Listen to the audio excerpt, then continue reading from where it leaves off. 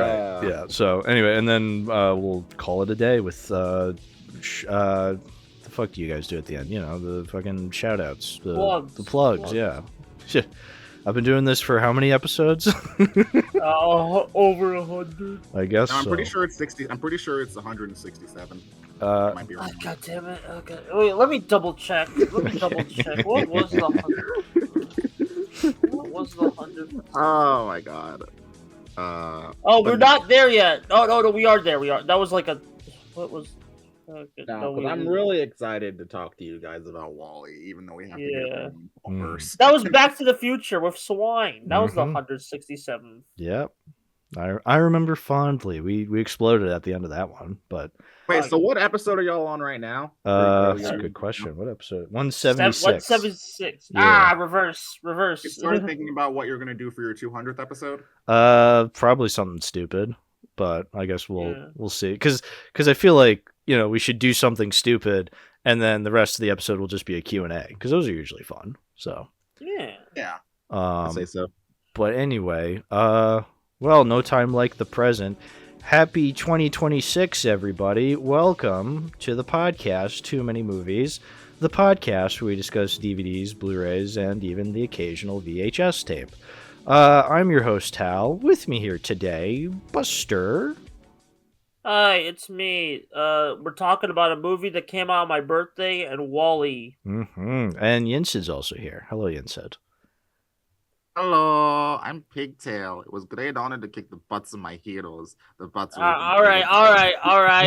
No, that's enough. All right. Payback right there for you having to make me sit through the shitty ass, boring ass Roland Emmerich movie that I would not have given any attention had it not been for this episode. Yes. Well, see. So, how do you think I feel? This movie came out on my birthday. This is a targeted attack towards me. This is a targeted attack. That is my one bad guys reference for this episode. Because I feel like, so when we were trying to come up with one, because I've been wanting to do an episode with Buster for a while now, I was like, we need a normal one after my last appearance. And when Hal had told me the theme at the beginning of the year would be sci-fi, I was like, have you done an episode on Wall-E yet? And surprisingly, he was like, no. And for reasons that we'll get to later, I was like, let's do that one. So yeah, we always start the year off with a space movie in honor of Chris, or a couple space movies. So obviously, Wall-E, space movie, had to talk about it. But you know me, I love my double features, so we have to pair it with another movie. But what was the other space movie we were going to pair with Wall-E? And I thought, we need something epic. And boy, howdy, do we have an epic masterpiece to talk about today. Moonfall. Chris did actually see this one. Yeah. Well, he logged it on Letterboxd. Well, I mean, that's no real tell if he did see it. I'm going to be real. But I mean, it was a banger of a review, of course. Yeah. But, actually, yeah, well, because Moonfall predates the podcast because it was February of 2022, and I didn't start the podcast until July of 2022. So for over 175 episodes, this is now episode 176, I had not seen Moonfall ever since then. I created an entire podcast in that time. Boy, have things changed. Well, not really. I mean, the movie still sucks because it's fucking Moonfall. All right, we can get into the movie now. Yeah, I guess I can start out please, because when I had looked to see what the general consensus, well, I knew it was bad. I was just kind of curious as to what the specifics of why people thought it was bad, and then I saw your review, your first review, where it said, a better sequel to Independence Day than Independence Day Resurgence. Now, I initially was going to watch both in preparation just to kind of see what you meant by that.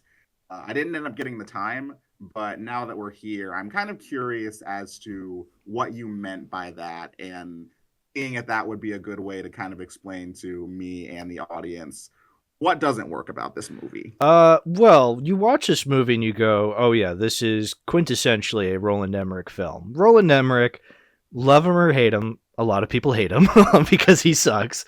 But he's one of those directors that really hit it big with the original Independence Day. Now, I mean, I feel like in modern times, a lot of people have kind of not soured on Independence Day, but they're just like, it's a little too cheesy for them.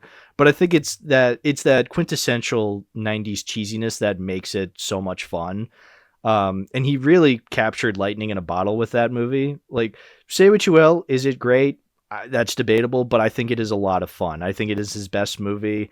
It's just this fun movie with a stacked cast of, you got Will Smith, Jeff Goldblum, before they were crazy old people. So it's just a very fun movie that he really nailed it. And I say he really nailed it because he has often tried to replicate that with a lot of his movies ever since then. I mean, not every single movie, but I feel like, he is most famous. They're all disaster movies. A lot of them are. Yeah. I mean, because he's made stuff like The Patriot, which I don't think is a disaster movie. And I think he made some Stonewall movie that I also don't think is a disaster movie. I don't know. So I'm not entirely well versed, but I'm saying. But his big blockbusters are like all themed around like the world is ending. We gotta save it. There is a distinct disaster. Like, he has a thing for like big epic disaster movies where like, oh yeah, the world is ending. So, one of his other famous ones is what the fuck is that one? Like Tomorrow? No, what the fuck? Day After Tomorrow. Day After Tomorrow, that's a big disaster movie. 2012 that was a big one. So Moonfall definitely falls into that camp of like, oh, this is a disaster film. Big epic scenes of cities getting destroyed.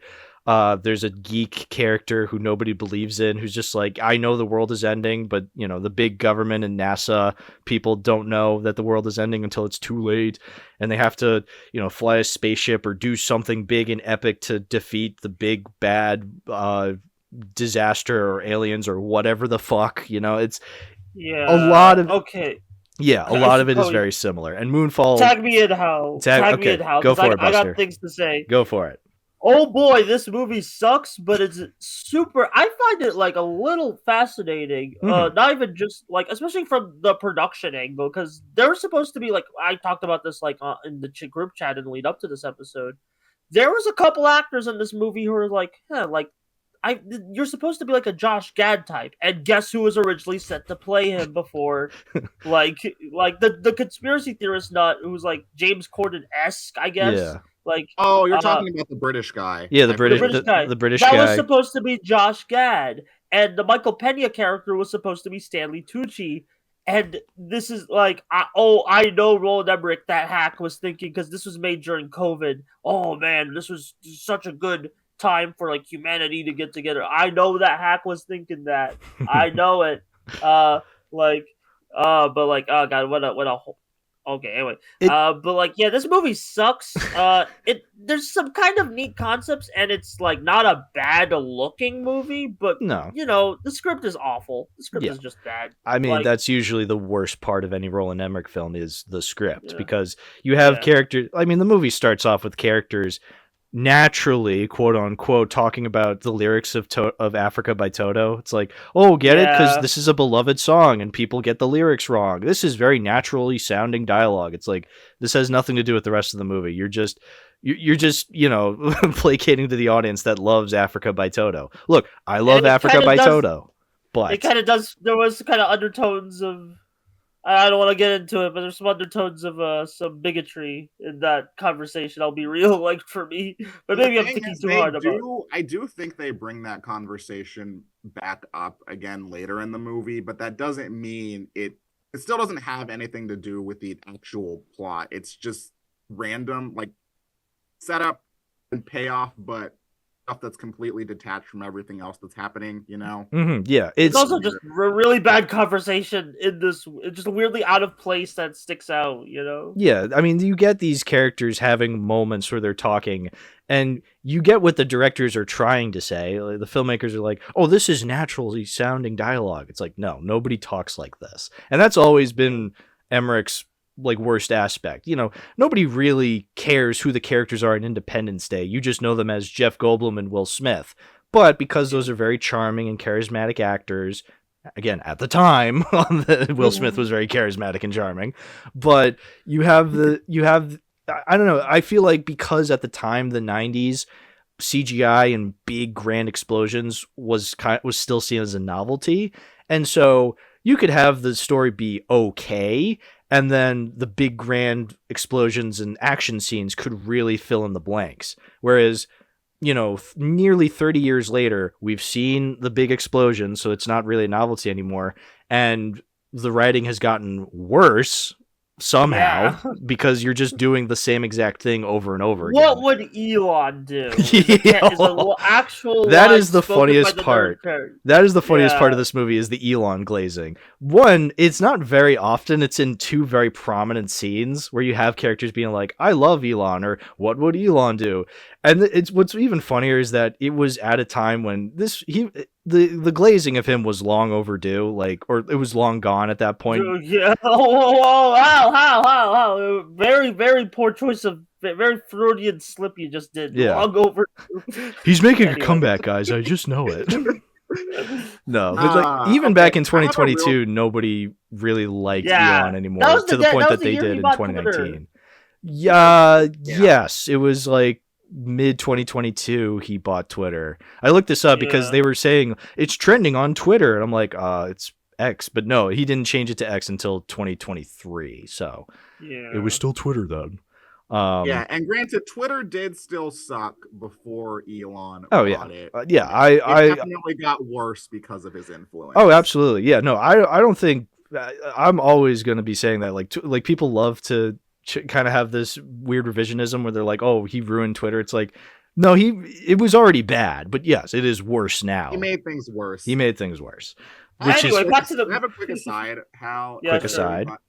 We're still talking about Roland Emmerich in general, because the only films from him I have seen aside from this one are 10,000 BC, which I watched in 6th grade science class, and 2012, which I watched with my grandparents when he had put it in a DVD. Yeah. But does he have any good movies besides Independence Day? Any?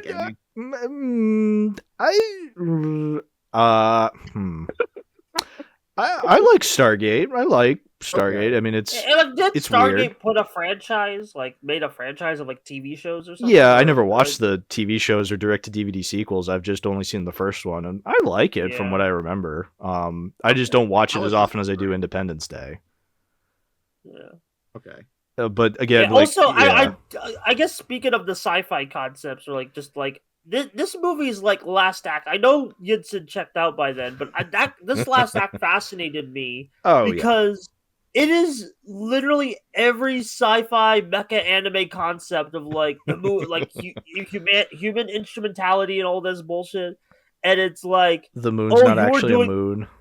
The moon's not actually the a moon. explanation behind what the moon actually was did sort of bring me back, but not in because it's so fucking stupid that you're just like, who thought this was a good idea? Yeah, it's a mega structure. It's such a hard turn, and it's just not it's trying to be this weird commentary on humanity, but just all of the characters I've seen suck, so I don't really care. It doesn't really. I don't really get the hope it's tried to instill, because all the characters I've seen are just unlikable or just nothing. So if the characters don't do anything, then they're all gonna die. You're just like, oh, that sucks, I guess, on principle.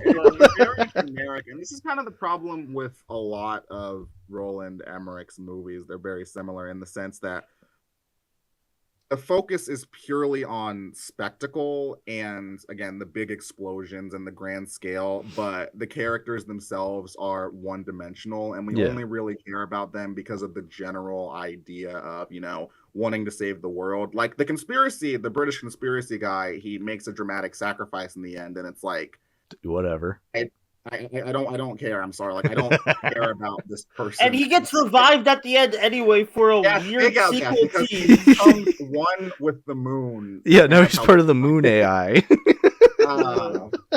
Oh, I forgot to mention they use the term AI in this movie a lot, and I know this was before like generative AI like blew up the way it did, but it's like ooh, it did that like was kind of very threw me off. distracting. That was very distracting. Yeah, I feel like because I mean artificial intelligence has always been a thing in the concept of sci-fi, but because of what it is now, it is definitely a lot weirder looking back. Yeah, and it's like just the way they say it. Like it's Yeah. like not even just like it's not just like sci-fi AI. It's just the way they describe it is like, ugh, it's like that sounds a bit too real, man. Yeah. Like, you know. I mean, it's just a dumb movie. I mean, we're talking about the characters being so one-dimensional. He literally lifts a concept of characters from 2012 into this movie. Like Michael Pena's character, who was originally supposed to be Stanley Tucci. That. Yeah, that's literally John Cusack and the dickhead stepfather from 2012. And literally, they even write down to the fact that the stepfather like sacrifices himself. Or no, he dies. I mean, because he sacrifices himself. You know, Michael Pena sacrifices himself because he gives his oxygen to his daughter for no reason. Her oxygen mask just doesn't work just because. So then they can have an excuse to kill him off. Whereas, yeah, in 2012, that same kind of character, the douchebag stepfather character, yeah, he literally he also dies, and you're like, oh, okay. But again, in 2012, like John Cusack is an asshole, that guy is an asshole. You're just like, I don't care that one of them died. Like, oh, this was so good, I got to do it again. And yeah, I guess so. It was one of the worst parts of that original 2012. I say original. I mean, that's part of the reason why I don't think the so bad that it's good factor really hit for me, because I've seen this before in other Roland Emmerich movies where it was so bad that it's good, but now maybe it's just because I've seen this kind of generic sci-fi before, and there was nothing about it that got me any ironic enjoyment out of it, you know? Yeah, I mean, at first it is told just so horribly, and then you get a lot of the COVID film cues where you're just like, oh, this was definitely filmed in COVID. I don't know if you guys noticed this, but there's a specific establishing shot of that Palm Hotel they go to, and it's so clearly all CGI, and it's like, you didn't have it in the budget to just film the outside of a hotel, but again, it was during COVID, so they probably just had to animate everything to make it look. It's either that or just like, you know how like budget management be like these days. Sometimes they just be like CGIing the weirdest shit. You know? Well, totally. I mean, Marvel does that, but like, it is funny that a movie like this is doing that as well. Yeah, like the self-funded, like Lionsgate produced. That's right. This is technically the most expensive independently funded movie ever made. What was the budget for it again? Oh, good question. Let me look. I'm looking it up. You look it up. Moonfall, but I mean, this is gonna be amazing. Yeah, it's probably very expensive because it's fucking Roland Emmerich, and the dude goes all out in his budget. 146 million. What was the box office? The box office, it was a flop, so let me check. The box office was only 3.3 million. Well, I'll get the proof for you. Oh, that's so funny. I mean, look, I mean, I was one of those 6-7 million because I saw this opening night. Wait, so that wasn't a joke. It was actually that number. Yeah, 7.3. Excellent. Good. I love this movie. No, but like I do remember fondly going to the theater, watching it in theaters. It was one of the big theaters, by the way, too. I don't know if it was necessarily IMAX, but it was like, you know, the big theater with all like the way more seats, and the screen was huge, and I was one of 3 people in that fucking theater on opening night, by the way. Friday evening, 8:00 showing. The place should be packed. No, I'm the only one there, like in the way back. It was fucking awesome, actually. And that was me with The Mummy 2017. I saw that shit in theaters for some reason. Yeah. Oh, I love that. I love that was like, what, just seeing that completely nearly alone. Again, there was like a couple way down in the corner, and then I'm pretty sure they left before the credits started even rolling. So it was like, hey, what are we doing here? What are we doing here? Yeah, exactly. So I assume this isn't going in the collection? Probably not. There's aspects I do find funny. Like, again, the Elon glazing is so funny to me. Just the general concept of the moon falling being a threat and everybody taking it 100% seriously. And then also it's not actually a moon, it's a megastructure, and just some weird bullshit sci-fi concepts that completely fry your brain by the end. And the one shot I just love to bring up, because I noticed it immediately and I love going back to it every time I can, where we got to have the big city destruction scene, which is not very memorable outside of the thing I find memorable about it, which is weird because it's a Roland Emmerich film. You'd think, oh, the big city destruction scene, like that should be the big, like the pull for the movie, but there's not really any of that. A lot of it is pretty subpar when compared to some of his other stuff. Like you look back at Independence Day in 2012, a lot of those big city destruction scenes hold up pretty well, whereas here the big one I can think of is when New York is being destroyed. And it's pretty funny that out of all the buildings, the biggest, tallest one, the Freedom Tower, One World Trade Center, doesn't get a scratch on it.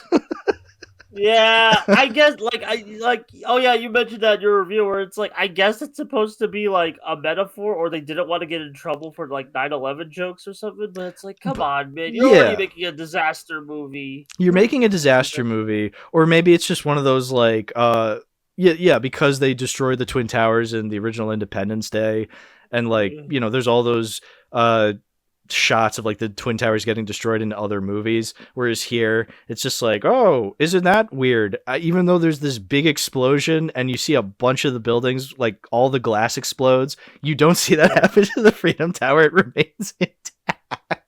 It's so funny. It is so fucking funny. I love that. I love that the movie tries to sneakily get away with that, and you're just like, hey, wait a minute. that don't make no sense. Wait a minute.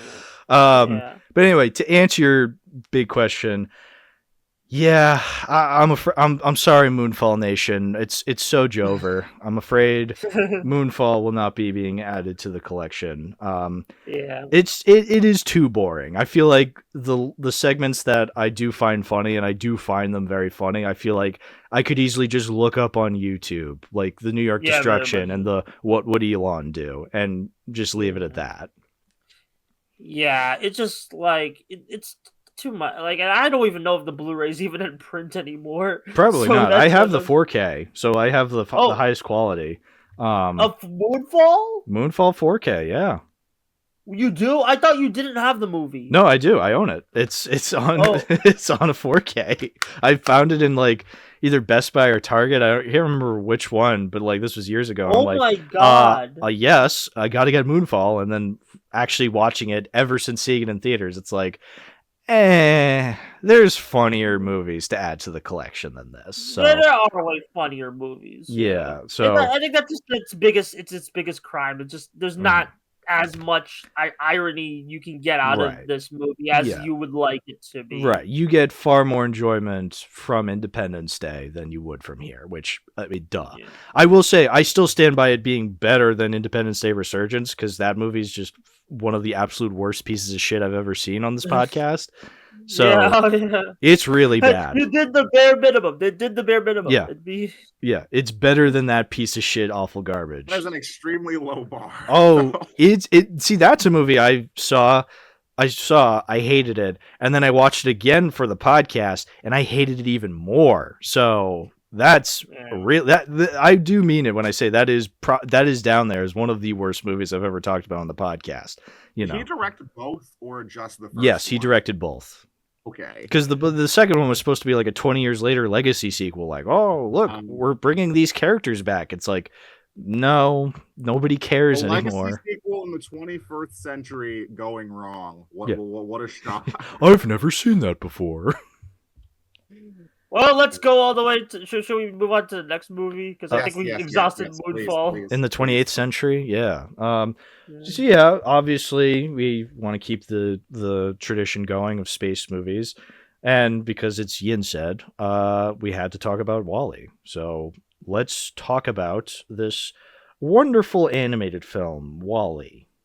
Ooh, animation. Mm-hmm. Yeah, and I know we joke because it was my suggestion, but like we all love Wall-E here, like most of I us. assume. Unanimously, we love Wall-E. I mean, rewatching it, I'm just like, wow, I miss movies like this. All right, actually, I want to give some backstory because I'm going to recycle a bit from my original video essay on Wall-E I did like 5 years ago. Okay, so Wall-E was made in a weird transitionary period for Pixar because they had these three movies: Ratatouille, Wall-E, and Up. Mm-hmm. And I consider them the golden age of Pixar, the golden age trilogy of Pixar, because they're the very best and most iconic films, most prestige films the studio ever put. Yeah, the fact that they did 3 in a row, and those are the 3 in the row, it's like, holy shit, dude. How do you do that? And the thing is, this was the same way I say transitionary period is because before, like, while they were shopping these movies, Disney bought Pixar, and they agreed. This was basically a last hurrah for a lot of these Pixar like original ideas before going into the sequel.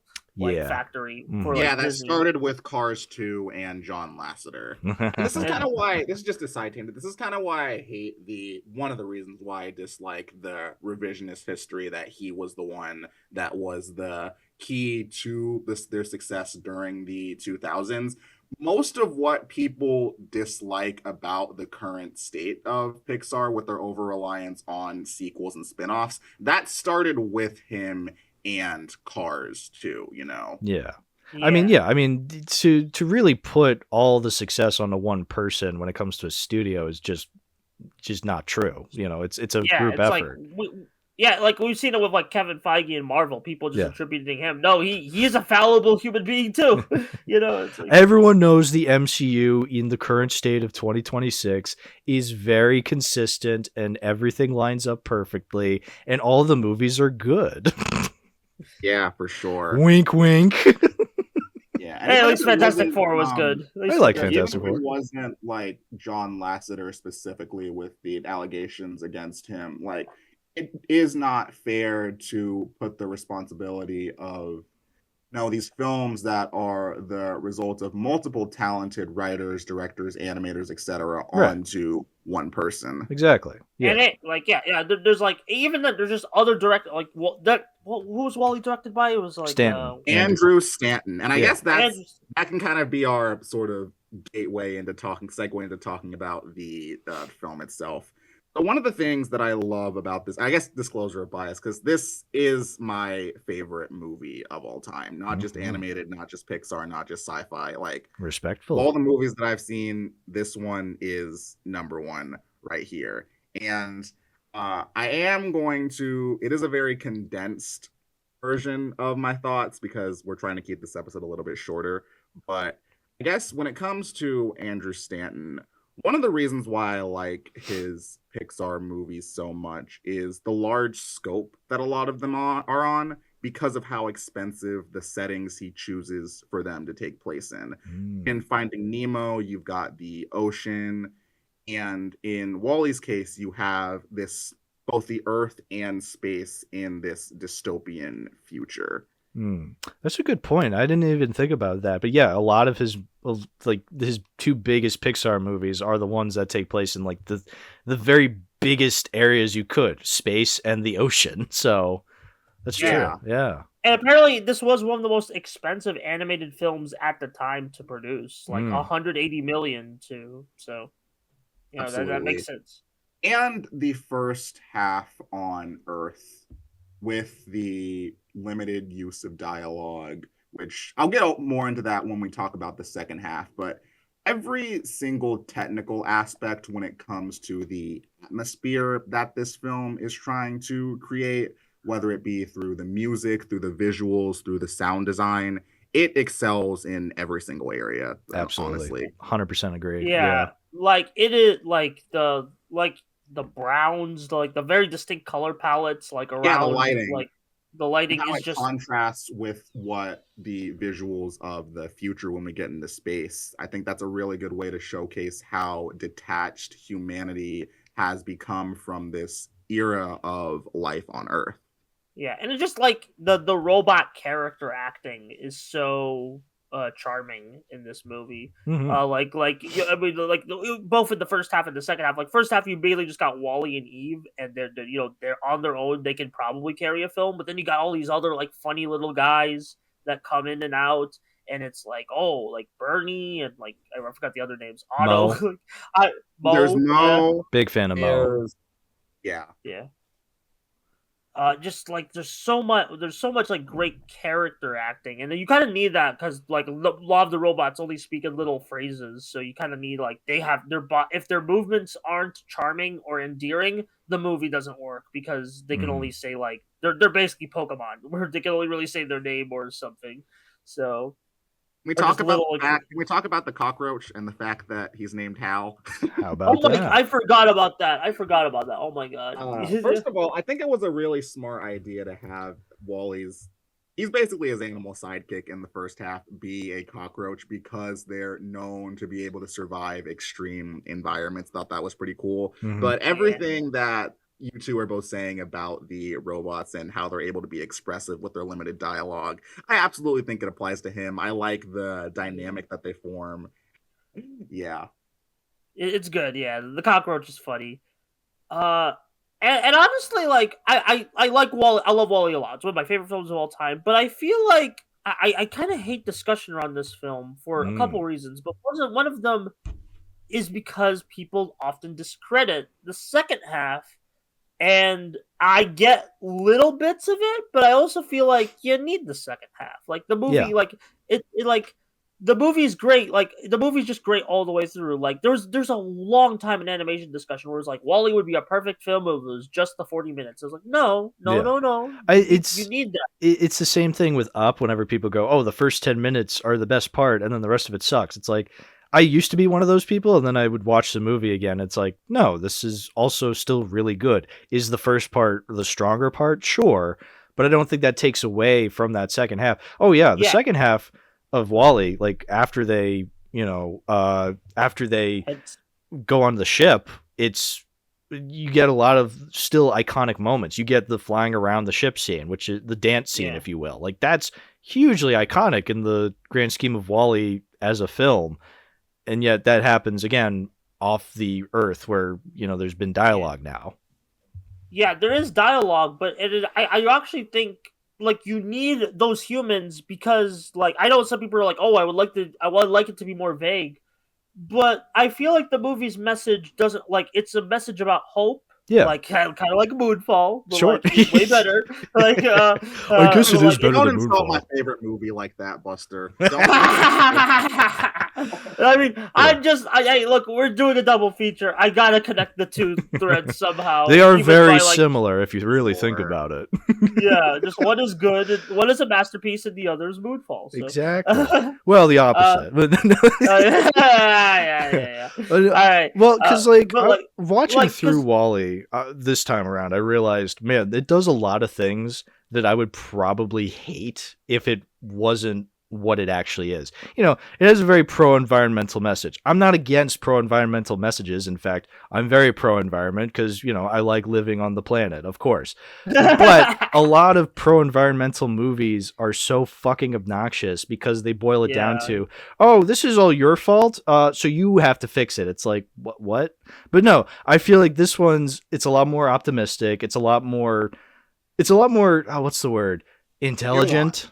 There's more like nuanced. Yeah. I love the nuance. Yeah, I prefer if a movie's more nuanced, a lot more. It's not wagging its finger at me. It's actually treating me like a fully functioning human that can actually derive what it's saying. Because again, I watched this movie when I was 10 fucking years old, and I pretty much got the gist of it. I've definitely learned a lot more to appreciate as I've gotten older, but the movie didn't talk down to me, and so I felt like I was watching something and kind of learning something while watching it without it like talking down to me. Yeah, like, and I guess like if I may like jump to the ending for a bit, like that little final thing of like the humans finally planting and like taking action, like that always like touches my soul. It's like, and especially because like again, I guess I jump back to the villain Otto. Because they've been letting like automation and like the ease of life have them for so long, and now they can finally now that they're free of the automation, they can just forge their own path, and it's like, yeah, it's a very simple message, but it's still like a poignant message. You know, it's like it. Yeah, and while we're on the topic of the ending before, because I have a lot of things that I want to say about the arguments for the second half and my counter arguments to them. One of my favorite details in the end credit scene that I saw someone point out in the comment section of a YouTube video that had it, where the different art styles that they use throughout the credits are ones that are used like chronologically throughout history. Like you have hieroglyphics, you have the Leonardo da Vinci style, you've got the sketch style, you've got like cave drawings in the opening. I just thought that was a really cool detail that I've always appreciated as they're, you know, rebuilding the earth in the credits. And they go into 8-bit when it's the actual credits because they're like little video game characters. So much. Yeah, I didn't even think about that, but yeah. And again, that's during the fucking credits. The movie's over, but the fact that they put that much thought into that's fucking fantastic. That's great. It's kind of like tells you everything's gonna be fine if we actually take action, you know? Right. Because there's a very because again, I know people critiqued Otto before. Like I literally the entire reason I made my original video essay is because James like did not get Otto. I thought he didn't get that Otto. Fucking idiot.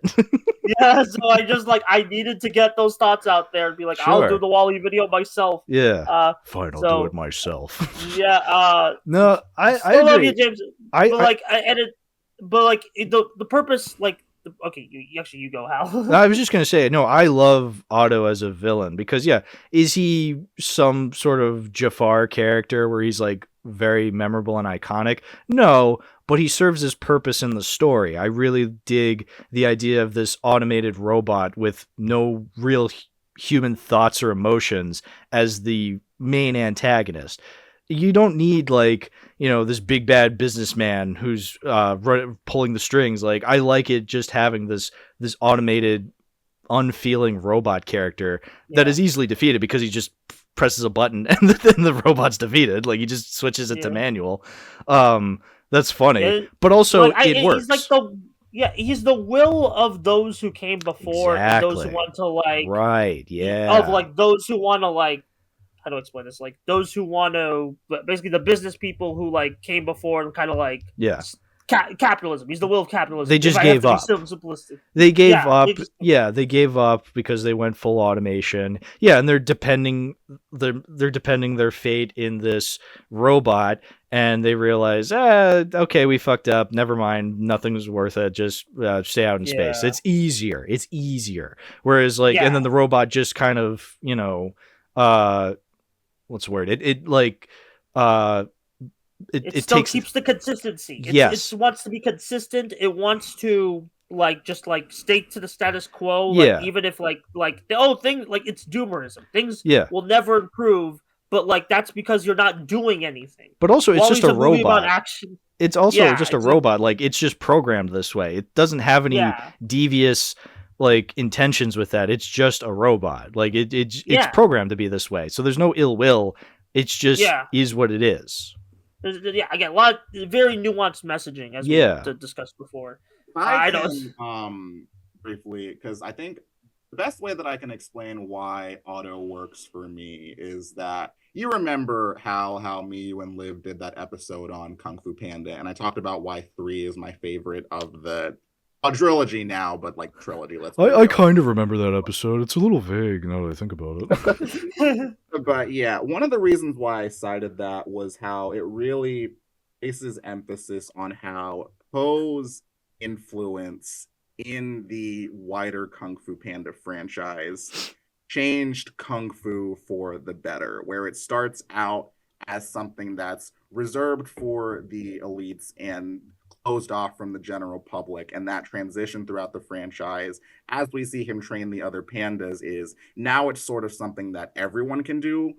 I kind of think that that's sort of similar to what Wally's role in the story is to this movie, because his interactions with all of the characters are ones that literally transcend the boundaries of space and time, since he's a relic from a long forgotten part of Earth's history, since he was built over 700 years ago, since the movie takes place in 2800, I believe. Something like that, Yeah, a lot of it comes down to the fact that he all of his interactions allow the other robots throughout the story to move past what they were programmed to do and how they're Yeah. able to find purpose outside of that. And it's not just that message on its own, it's also the variety present in how that looks differently for each of them. Obviously, you have Eve and how she falls in love with him, but then you've got the broken robots that he meets when they're doing that diagnostic on her, and how they are able to help them fight back against the robots in the climax.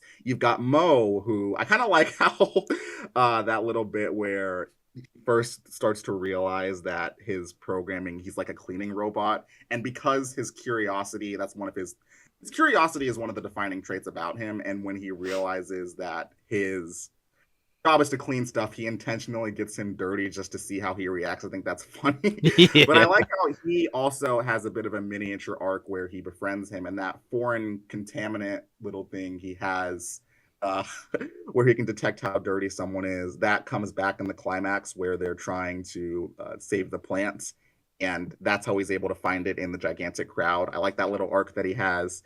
And yeah, I guess we can also sort of go back to the second half now. One of the things that I like about it is how it allows both Wally and Eve to both be fishes out of water in these new locations that are unfamiliar to the audience. And it Mm. makes the characterization that both of them have equal, if you know what I mean. Because I think a Yeah, lot because another like problem. Eve goes like is a fish out of water in the first half, while Wally's a fish out of water in the second. So Yeah, I also think, and I talked about this in my review that I did of Bernie, the spinoff show, not the spinoff show, the spinoff short film that I had watched for the first time actually after I had seen the movie. Good short. I think the tonal consistency that's present as we travel from Earth to space alongside the protagonist is what makes the story work. Because even though the first half doesn't have as much dialogue, it still has jokes. A lot of the humor yeah, comes from, Wally's interaction. slapstick.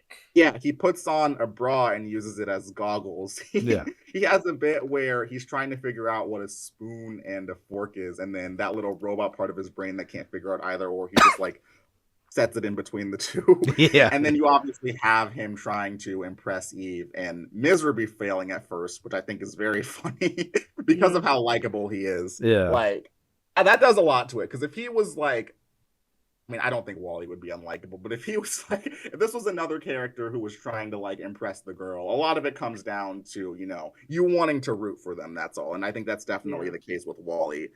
Yeah. And I think that the second half, it is still reliant on those idiosyncrasies that the characters we've seen up to this point that still carries over into the second half. And I don't think that's ever lost No. with the introduction of humans as we transitioned into the second half. Yeah, no, I think, yeah, I realized that kind of a couple watches ago where I'm like, yeah, no, this isn't being talked down to us just because you have humans with normal dialogue anymore. Like, it's still relatively pretty nuanced, and still heavily visually like visually told story wise. Yeah. Uh, there's a thing I want to mention. There's a lot of things I want to mention. There is a lot of things. Yeah. To go to your point, Yinsid, about how every character Wally kind of interacts with, even down to like little characters he interacts with, like that weird secretary clicking robot where it realizes it has like the little fucking like arms that it uses to wave, and it waves at Wally as they're leaving. Like it's such a little scene that doesn't really impact the plot, but it's just to show that every character he comes across, he kind of benefits in some positive way. Yeah, and that Yeah. also applies to the human characters as Yeah. well. Like, what makes the captain what incentivizes him to want to learn more about Earth. The lady that he befriends, we can overhear her talking about her dating struggles in the first scene, even though it's like virtual dating. And then the way that she's able to find someone is by doing the same thing that Wally accidentally did to her by turning off the other John Ratzenberger's character's screen during the Defiant Dancing sequence. That was a little detail that I noticed, and I thought that was really clever, Yeah. So good. But like, even though you could theoretically tell the story without the humans being the focus of the story. Those kinds of arcs and progressions give the movie a lot more personality, you know? Absolutely. Yeah. I mean, even down to a lot of the robots having a lot of personality quirks that I realized upon this rewatch that I thought was really funny. You know, there's that gopher character that's Yeah. kind of like the lackey for Otto. And when he's scanning the Eve bots that are back and he scans Wally and then he goes back and Wally's not there anymore, he does a little shrug motion with his little appendages. It's like, that's cute. Yeah. I like that. That's funny. Speaking of the second half and the human characters, I was talking about this to Buster before. I actually done a bit of research onto what the science behind why the humans are what they are in the future. And he describes it in the film, the president, Fred Willard's character. It's called microgravity. I had to actually look up and see if that was a thing. And so basically the way that it works was that because they're not in an environment with zero gravity, but it's kind of weightless, is that it lowers the calcium balance, which is the explanation for the bone loss, and it increases the fluids in your body that makes it a bit puffier. And I can absolutely imagine that being, because we don't know what that would be like over the course of 700 years into the future. I think this would be something that could reasonably happen if they were to be in this environment for an extended period of time, on top of there being no mobility because they're always in chairs and just kind of doing their endlessly scrolling at their screens. And this is another common criticism that I think on the more progressive side of things that people have had, is that it's kind of making fun of the fact that the characters are fat. But rewatching it, it's for the most part portrayed fairly neutrally. Yeah. And I think the way that they're able to sort of, not cross that territory is that the criticism they have towards humanity at large, it doesn't tie back to their weight. It's just a side effect of what would happen if there was, no mobility and they were in this environment. And also the hyperconsumption, which it ties to their general laziness more so. Yeah, it's their complacency. Yeah, they just so happen to be big boned, if you will. Yeah. And I guess now we can kind of sort of get into the anti-capitalist messages. And I think the way that I described it in my notes was that it's kind of the Pixar equivalent of what Hunchback of Notre Dame is to Walt Disney Animation Studios, in the sense that because of those messages, it's not really the type of thing I can imagine them releasing today, mainly because Disney is, as James put it in his review, the real life equivalent of By and Large nowadays. Not to that extent, obviously, but them kind They're of getting close. They're getting close. I feel like, though, the thing we want to be careful with, though, when describing this movie as like, oh, it got past Disney, it's like, I don't think it got past Disney. I think they know exactly what they're doing releasing it. What it was. Yeah. Yeah, this is the most expensive. They put a lot of money into this film. Right. They know what they were doing. I think that should go to show you like how they did view this, because if they were willing to put that much money in, it's like they know exactly what they're doing with that. But I still think you can have something like that. I feel like if WALL-E was made now, Disney would have put all their fingerprints all over this and made it way more obnoxious. Like, you know how I said, like, a lot of the pro-environmental and anti-capitalist movies I watch are very obnoxious. I feel like that's what this would be if it was under Disney's umbrella now. Whereas I feel like Stanton was given... Go ahead. It wouldn't be as nuanced. It wouldn't. It would be like more like blasé, for lack of a better word, just like very, very, like, it wouldn't have the weight WALL-E has. No. Yeah, and it's like, think about Disney's current, like, more recent lineup of movies. I think it would be disingenuous to say that they haven't put anything good out since then, like since the 2000s. But I also think that, especially more recently, there's been something that's felt very thematically safe about a lot of the things that they put out. And even then, I went back to see if the film had received criticism for its messages when it came out, and they were there. So a part of me wonders if that kind of backlash would sort of influence the way that it was made today, you know, especially Maybe. because I mean, you always have people like saying, like every generation, you have people saying they couldn't make this past thing today. Where Yeah. it's like, yeah, because they already made it. Well, that's kind of my like thing is, it's not really a Disney thing. It's more just modern studios in general. I feel like because of something like the internet being as prevalent as it is, a lot of studios are paying attention to what people are saying, and so then kind of morphing their movies. They're overthinking it. They're morphing their movies to make it seem like they want the movies to kind of wink towards the audience, to be like, see, we're making this for you. And it's like, well, now I don't like it because you're just, I don't know. I like when a movie is not aware of its audience. Like, it's just a piece of art that's just, you know, performing what it wants to perform and not just performing for my sake as an audience member. And I know that's kind of a weird, vague thing to say, but I don't know. You get a general vibe from a lot of modern films where it feels like they're very self-conscious. Fan servicey, like just a lot of modern stuff. Not just Disney. I feel like a lot of movies do that. I was just saying an example that I can think of specifically under Disney is with a lot of their animated films, and they try to be meta about the widespread critiques that have come, especially with the live action remakes. Really every single live action remake has that moment where they're just like, see, we fixed it. It's like, no, you made it worse, actually. It's a whole thing, but anyway, I'm glad WALL-E exists, like, at all, like, you know, like, just in the way it is. Absolutely, you know? I think what I love about this movie is it's not pretentious at all. Like, it's this weird movie that even as a kid, I thought this is definitely a little different than what I'm usually familiar with when it comes to kids media, but it was never to a point that it alienated me. Like, I watched this a good amount of times growing up, so clearly there was something to keep me coming back to it.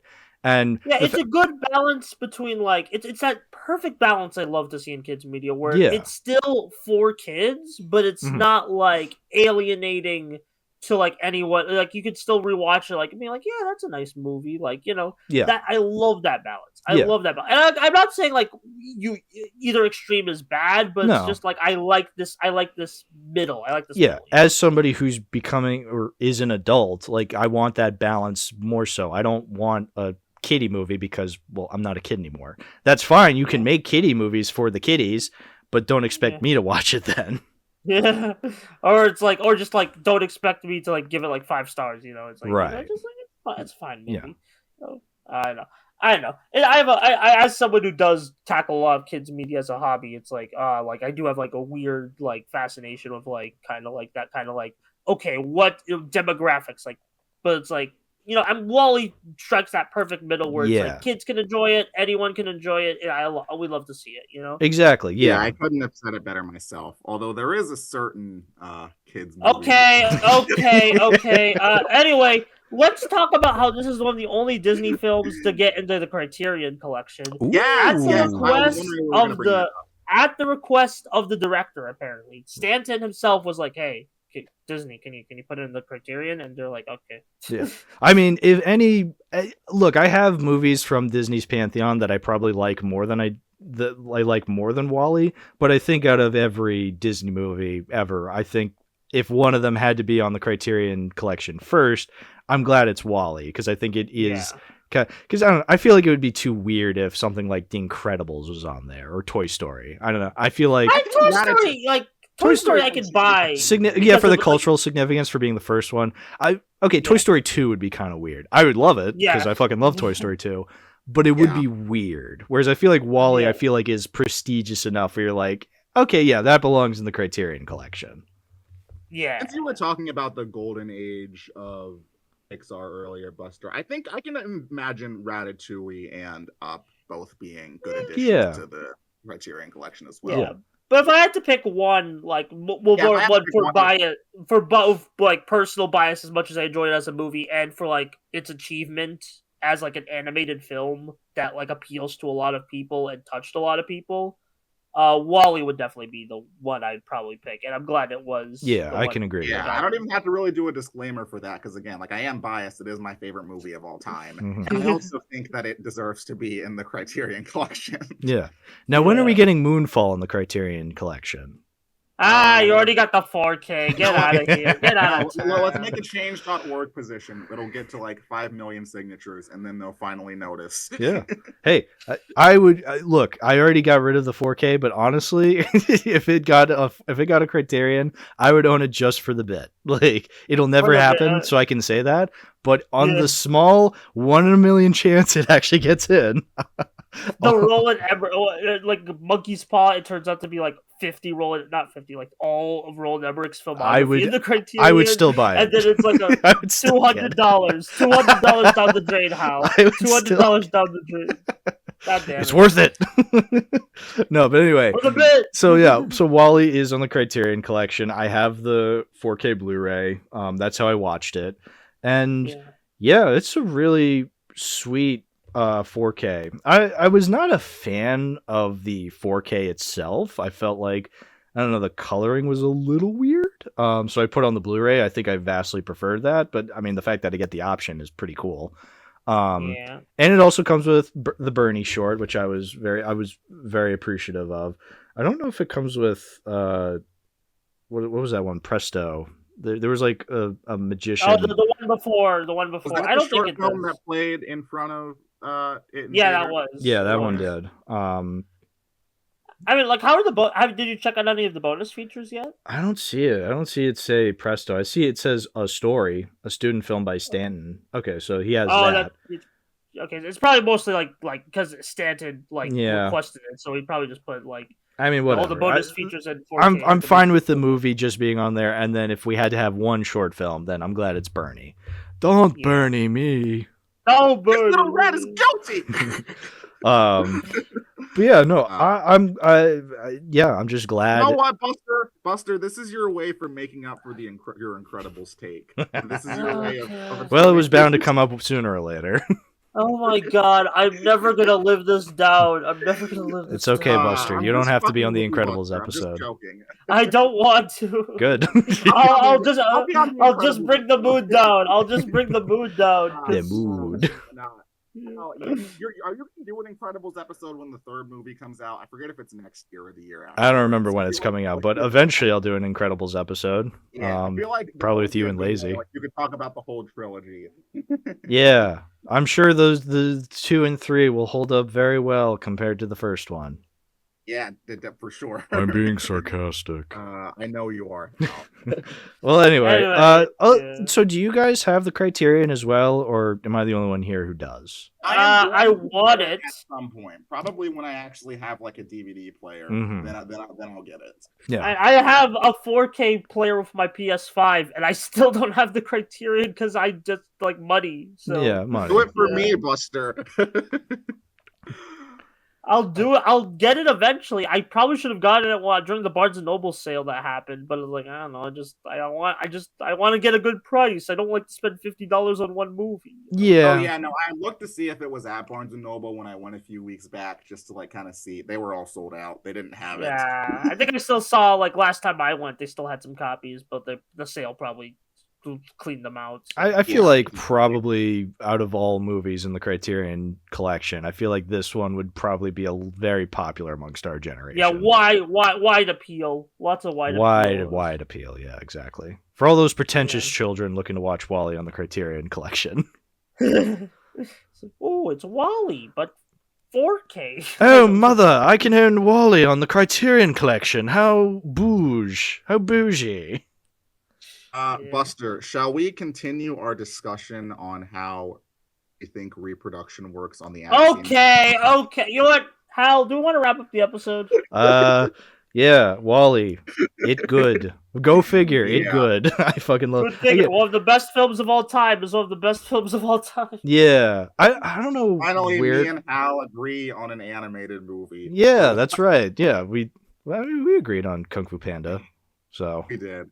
But no. We agreed on the Penguin's Christmas. Good. We agreed on Spider-Verse. Wait a minute. What I think about hey, wait a minute. The one. I think it's just the one. It's the one big one that we don't agree on.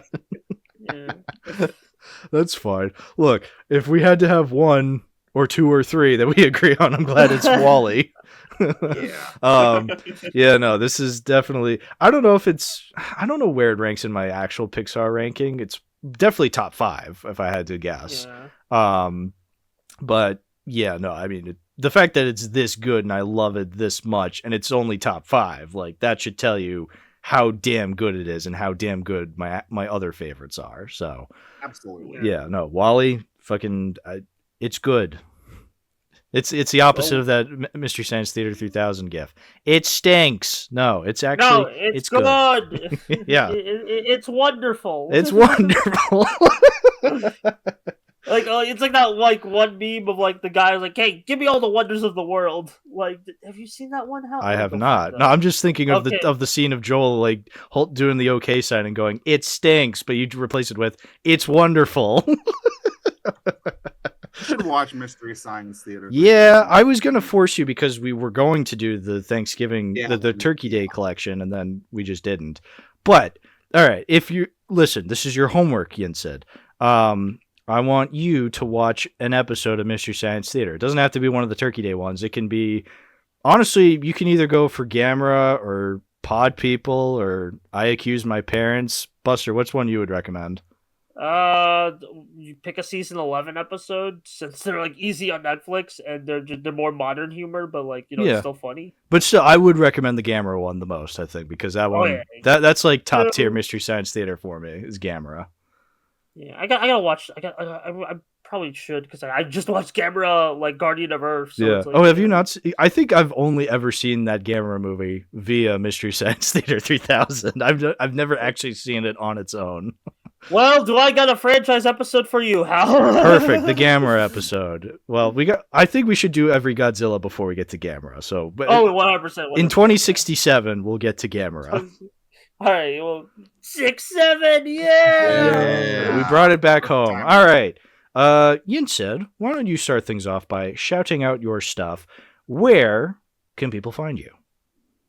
So, if you want to hear me talk more about animation, you can find me on YouTube, which is Yinsed. You can also find me on Letterboxd, also just Yinsed, and I'm on Blue Sky, Yinsed at Blue Sky Social. Mm-hmm. And Buster, where can people find you at? They can find me in a lot of places. Because they got the Blue Sky, where I just be yapping about lots of things. You can find me on my main YouTube channel, where I do Buster Corp, where I do video essays on all sorts of media. You can find me at Modular Media, my podcast channel, which I do with my wonderful co-host. Hal was on there once. We should really get him back on. Sure. And then, you can find me at my... I call it a cartoon channel because I make cartoons on it, but it feels weird to call it a cartoon channel because that's usually... you can find me at Buster Tales where I make cartoons. It's your own Cartoon Network, if you will. Yeah, a Cartoon Network. Yeah. Hey, so that sounds familiar. That's all the stuff I got to plug. Thank you for having me on, Hal. Always a pleasure. All right, what's this cheese with everything video? Let's end the episode on this. What is this? This is the view I was Hey, referring Fred, to. give me a pizza with extra cheese. Extra cheese. And all the wonders of the earth. The wonders of the earth. And the beauty of the stars. The beauty of the stars. Hey, Jimmy, give me a cheese with everything. Everything? Everything? What is this? It's a reverse of like the commercial of like Nazi. String cheese, the universe. Oh, it's like that Mad episode or that Mad cartoon where the guy's just like, give me a hot dog with everything on it, and then the hot dog vendor puts like the whole entirety of the universe on the hot dog. He's like, that'll be $900 billion. I watched a lot of Mad. I never heard of that bit. I gotta go find it. Yeah, I'm sure if you look up like hot dog with everything Mad, you'll find it. Anyway, all right. Cheese with everything, folks. Thanks for watching. Let's get this year started on the podcast. Bye-bye. Bye. Bye-bye.